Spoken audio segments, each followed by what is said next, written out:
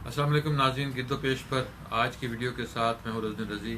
शाम 5 बजे आप हमारी ये वीडियो देखते हैं। अगर आपने अब तक हमारे चैनल को सब्सक्राइब नहीं किया तो इसे सब्सक्राइब कीजिए और बेल आइकन को क्लिक कीजिए। एक गज़ल अपनी किताब अलग में से आपकी खिदमत में पेश करता हूँ कि तू मेरे वास्ते हकीकत है, तू मेरे वास्ते हकीकत है, जिंदगी कितनी खूबसूरत है। झांक मेरी उदास आंखों में, झांक मेरी उदास आंखों में, मुझको तेरी बहुत जरूरत है। और उम्र भर की उदासियां होंगी, उम्र भर की उदासियां होंगी, उम्र भर की अगर रफाकत है। उम्र भर की उदासियां होंगी, उम्र भर की अगर रफाकत है। होंठ कितने सुलग रहे होंगे, होंठ कितने सुलग रहे होंगे, उसके हाथों में इतनी हिद्दत है।